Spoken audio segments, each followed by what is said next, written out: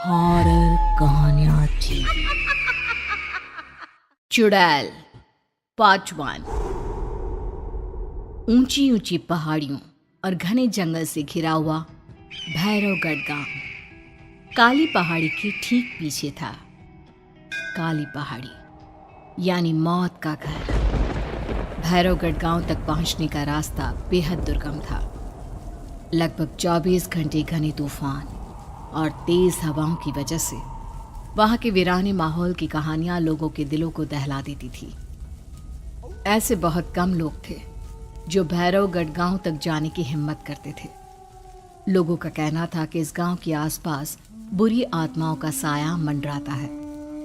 गांव के रहने वाले लोगों ने वैसे तो अपनी आंखों से किसी बुरी आत्मा या साये को नहीं देखा था, लेकिन गांव का बच्चा बच्चा इस बात को महसूस कर सकता था कि गांव के ऊपर कोई तो खौफनाक साया मंडरा रहा है। और उसकी वजह ये थी कि उस गांव में जैसे ही कोई लड़का 18 साल का होता, उसके 18वें जन्मदिन की रात ठीक 12 बजे अकस्मात उसकी मौत हो जाती।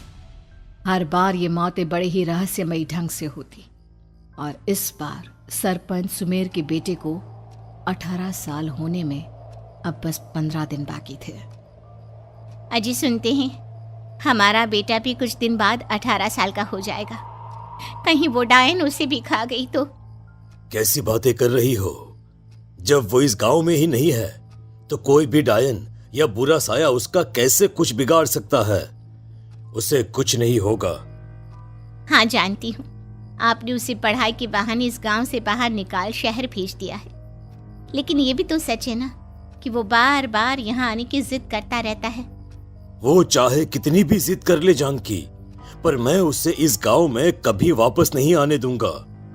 मैं नहीं चाहता कि गांव के दूसरे लड़कों की तरह मेरे बेटे की भी अजीबोगरीब ढंग से मौत हो जाए।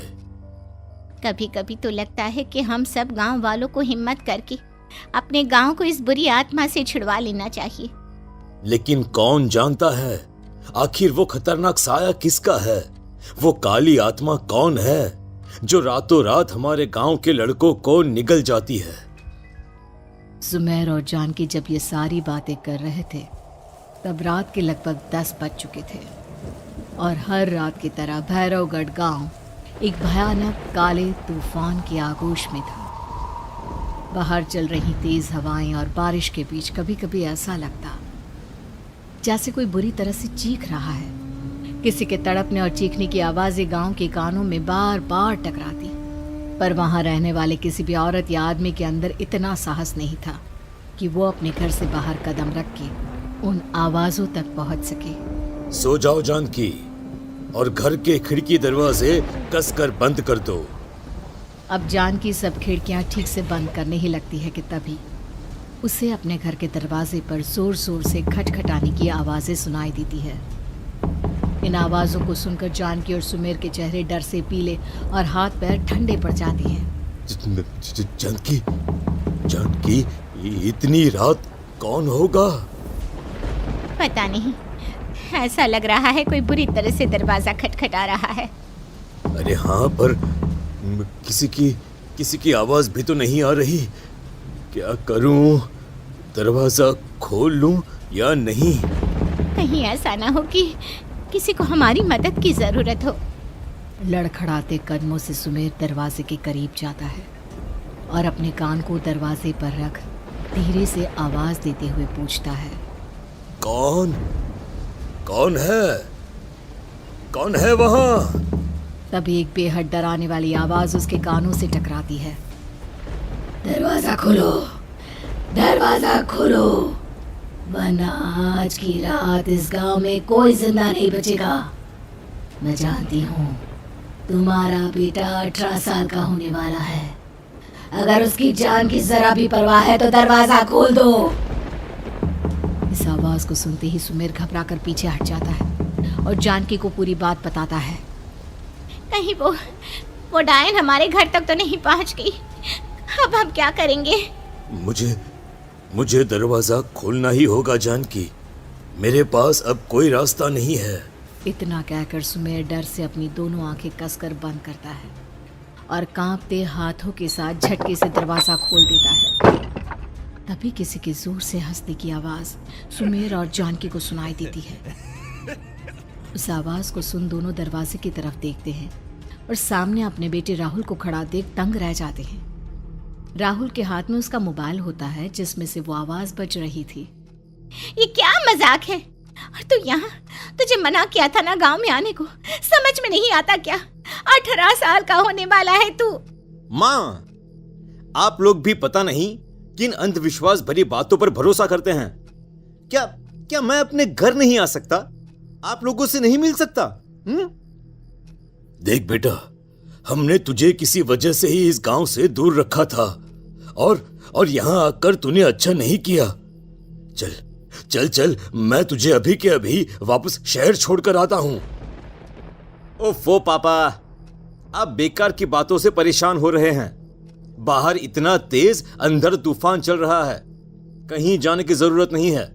मैं बस आप लोगों से मिलने आया हूं, कुछ दिन रहकर चला जाऊंगा। दिमाग खराब हो गया है इस लड़के का, नहीं जानता कि इस गांव में ये सुरक्षित नहीं है। किसने कहा था तुझे यहाँ आने को?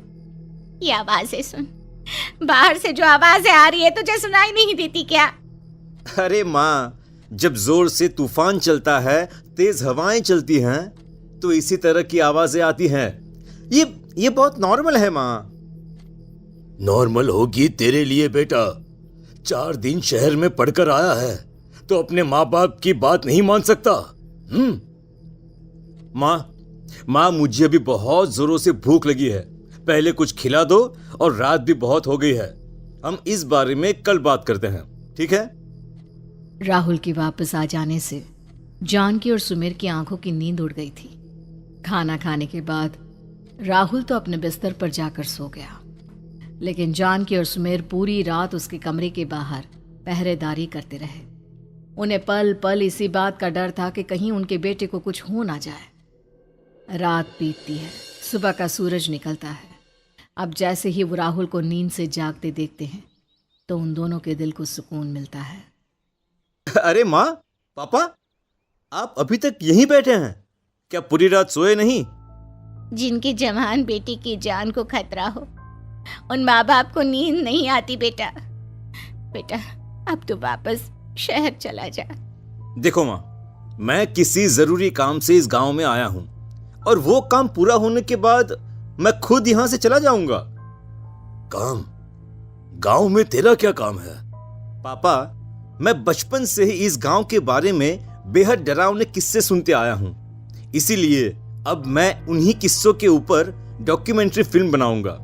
रिसर्च करना चाहता हूं कि आखिर सच्चाई है क्या। हे भगवान, लो जी, सुन लिया, और भेजो इसे पढ़ने के लिए शहर। मैंने आपसे पहले ही कहा था, मेरी बहन के पास दूसरे गांव भेज दो। ना ये शहर जाता और ना उल जुलूल की बात इसके दिमाग में आती। जानकी और सुमेर राहुल को समझाने की बहुत कोशिश करते हैं, पर वो किसी की बात नहीं सुनता और अपना कैमरा लेकर गांव की पास वाली काली पहाड़ी की तरफ निकल जाता है। अब राहुल जैसे ही काली पहाड़ी पर पहुंचता है, उसकी नजर पहाड़ी के ठीक बीचों बीच बनी एक पुरानी झोपड़ी पर पड़ती है। यहाँ भी कोई रहता है क्या? ये इंटरेस्टिंग होगा। राहुल की आवाज पहाड़ों से टकराकर उसके कानों में सुनाई दे रही थी। उसने चारों तरफ का नजारा देखकर वहां की तस्वीरें अपने कैमरे में उतारना शुरू कर दिया।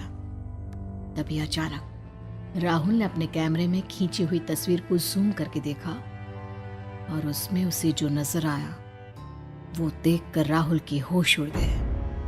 क्या सचमुच उस गांव के ऊपर किसी बुरी आत्मा का साया था? क्या राहुल की जान बच पाएगी? क्या देखा था राहुल ने उस फोटो में जिसे देखकर वो दंग रह गया? इन सवालों के जवाब जानने के लिए देखिए इस कहानी का अगला भाग।